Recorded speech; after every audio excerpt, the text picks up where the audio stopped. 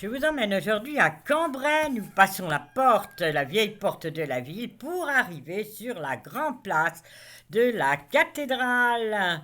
Elle est immense, car en fait vous avez tout le long l'ancienne abbaye du Saint-Sépulcre. Alors, l'histoire veut qu'en 1054, Libère de Cambrai, évêque d'Arras et de Cambrai, veut aller à Jérusalem. Pas de chance, il n'y arrive pas, il arrive qu'à Chypre et il revient dans son évêché à Cambrai. Alors il veut tout nommer comme à Jérusalem, faire de Cambrai la nouvelle Jérusalem française.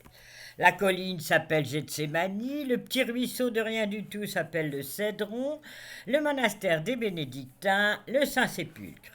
Il termine ce monastère en 1064. Puis ensuite, il y a une église, un incendie, une autre église construite. 1553, c'est le roi de France Henri II qui démolit tout. Enfin, l'église est reconstruite par Guillaume de Bergue en 1602 et rebâtie là où elle est maintenant. Alors, le Cambrai devient français par la paix de Minègue en 1678. Il faut que la France marque son truc et donc l'église est reconstruite. 1695, c'est Fénelon qui est l'archevêque. Et avec l'abbé de Saint-Sépulcre, Louis de Marbais, il décide de reconstruire l'église. Le clocher en 1552, puis le chœur, la nef, dans le style baroque classique qui prennent comme architecte Anselme Étienne. En 1703, elle est inaugurée. Arrive la Révolution française. L'archevêque de Cambrai, c'est l'archevêque duc Ferdinand Mériadec de Rohan, qui est nommé en 1789. Alors évidemment, quand il faut jurer l'obéissance à la République, il refuse, se cache et s'enfuit. Mais ensuite, il devient l'aumônier de Joséphine de Beauharnais. L'église de Saint-Sépulcre devient une grange, temple de la raison, vendue comme bien mal national à un marchand, M. Blancard, qui rachète aussi la cathédrale et la démolit pierre par pierre. Ensuite, elle est plus ou moins conservée. En 1859, un incendie. Viollet-le-Duc décide de la reconstruire avec comme architecte Henri de Barral. 5 chapelles et un clocher de 65 mètres. La consécration a lieu en 1894. Mais attention, elle n'est pas encore au bout de ses malheurs, cette pauvre église. Devenue cathédrale en 1804 avec le Concordat. En 1918, un obus tape le clocher et le démolit à moitié, mais il est reconstruit à l'identique. Entrons maintenant dans la cathédrale Notre-Dame de Grâce. Alors ce jour-là, il y avait beaucoup de travaux et la plupart des meubles étaient recouverts par des toiles ou enfin c'était très drôle. En tout cas, j'ai été embauchée par le sacristain pour ranger des chaises, enlever des toiles. Enfin, je sais pas, il me prenait pour une fidèle du coin. J'étais assez surprise, mais bon, j'ai obéi au doigt et à l'œil.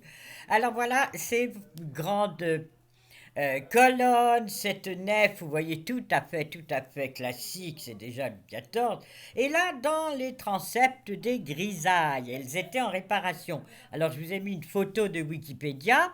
Voilà les grisailles qui ont été peinte par Martin Guérard d'après Rubens. Donc c'est vraiment un des trésors de la cathédrale. Dans un bras du transept, c'est la vie de la Vierge et dans l'autre, c'est la Passion du Christ. Le tableau du XVIIe siècle représente le mariage de la Vierge avec Joseph. Et voilà l'icône de Notre-Dame de Grâce. Cette icône a soi-disant été peinte par Saint-Luc lui-même. Ben voyons. En tout cas, elle a été apportée de Terre Sainte par le cardinal de Broglie, qui ensuite a été légat du pape, archevêque de Cambrai, et qui donna cette relique, cette icône en 1440 à la cathédrale. Le maître-autel, comme je vous le disais, a été reconstruit vers 1880, l'époque de Viollet-le-Duc, plus ou moins à l'identique. Vous voyez qu'il est en bois et tout à fait majestueux, comme le baldaquin de Saint-Pierre de Rome, au moins. dans une chapelle le tombeau de Fénelon par David d'Angers, sculpté en 1826. Alors Fénelon, c'était le François de Salignac de la Motte Fénelon, a été entre autres précepteur du grand dauphin duc de Bourgogne, petit-fils de Louis XIV, qui aurait dû être roi de France. Mais il écrit aussi les aventures de Télémaque, entre autres. Il critique la politique de Louis XIV. Alors il est envoyé à Cambrai comme archevêque, histoire de laisser la paix à la cour. Il devient en 1695 archevêque de Cambrai et il reste jusqu'à sa mort en 1715. Donc, un autre mausolée, celui de Monseigneur Giraud, qui a été sculpté par Gustave Cros en 1886. Puis Louis Delmas, archevêque de Cambrai, assis comme vous voyez là. Et nous voilà dans la chapelle des fonts baptismaux avec ces fonds baptismaux très, très exceptionnels avec ce marbre et ce bronze. Enfin, c'est vraiment pompeux et solennel. Et la sculpture du baptême du Christ est aussi de 1880, au moment où on a refait toute la cathédrale. Voilà le gisant de Monseigneur Régnier, sculpté par Louis Noël, 1886.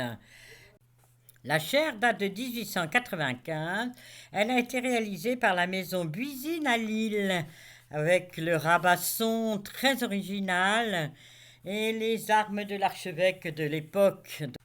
C'est le facteur d'orgue Merclin d'Ixelles qui, en 1875, a monté cet orgue. Le buffet est de la maison Buisine à Lille. Laissons là cette cathédrale et tous ses trésors pour nous diriger vers un autre lieu sacré, magnifique encore une fois. À très bientôt, au revoir.